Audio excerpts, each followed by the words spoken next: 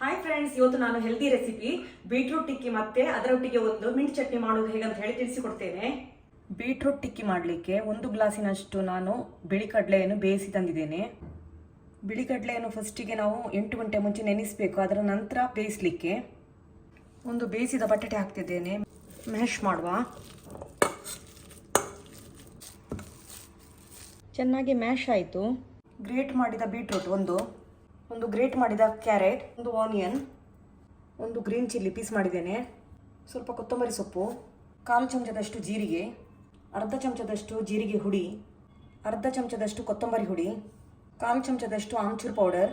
ನಿಮ್ಮ ಹತ್ರ ಆಮ್ಚೂರ್ ಪೌಡರ್ ಇಲ್ಲದಿದ್ದರೆ ಲಿಂಬೆಹಣ್ಣನ್ನು ಹಿಂಡಿ ಹಾಕ್ಬೋದು. 1 ಚಮಚದಷ್ಟು ಮೆಣಸಿನ ಹುಡಿ, ರುಚಿಗೆ ತಕ್ಕಷ್ಟು ಉಪ್ಪು, 2 ಚಮಚದಷ್ಟು ಕಾರ್ನ್ ಫ್ಲೋರ್ ಇಲ್ಲದಿದ್ದರೆ ಬ್ರೆಡ್ ಕ್ರಮ್ಸ್ ಹಾಕ್ಬೋದು. 2 ಇಲ್ಲದಿದ್ದರೆ ಓಟ್ಸ್ ಹುಡಿಯನ್ನು ಸಹ ಹಾಕ್ಬೋದು. ಮಿಕ್ಸ್ ಮಾಡುವ.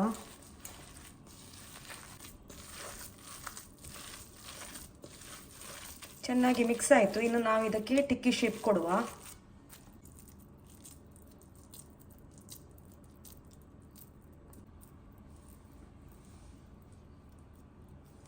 ಸೈಡ್ ಹೀಗೆ ಮಾಡಬೇಕು.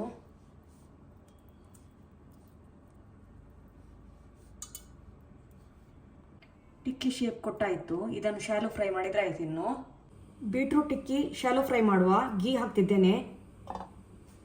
ಟಿಕ್ಕಿ ಹಾಕುವ.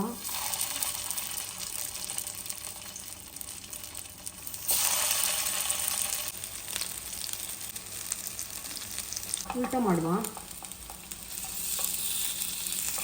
ನೋಡಿ, ಒಳ್ಳೆ ಫ್ರೈ ಆಗಿದೆ. ಟಿಕ್ಕಿ ಗೀಯಲ್ಲಿ ಫ್ರೈ ಮಾಡಿದರೆ ಟೇಸ್ಟ್ ತುಂಬ ಹೆಚ್ಚುತ್ತದೆ. ತೆಗೆಯುವ. ಇನ್ನು ಆಯಿತು, ರೋಸ್ಟ್ ಆಯಿತು.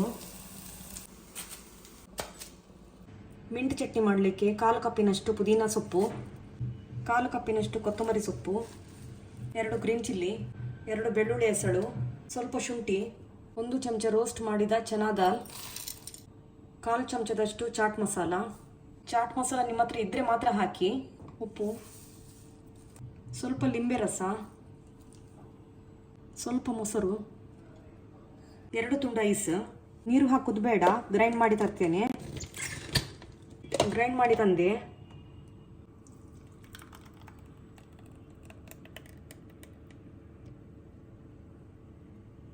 ಮಿಂಟ್ ಚಟ್ನಿ ಗ್ರೀನ್ ಇರಬೇಕಾದ್ರೆ ನೀವು ಗ್ರೈಂಡ್ ಮಾಡುವಾಗ ಐಸ್ ಹಾಕಬೇಕು. ನಮ್ಮ ಬೀಟ್ರೂಟ್ ಟಿಕ್ಕಿ ಮತ್ತು ಮಿಂಟ್ ಚಟ್ನಿ ರೆಡಿ ಆಯಿತು. ನೀವು ಹೀಗೆ ಮಾಡಿ. Bye friends.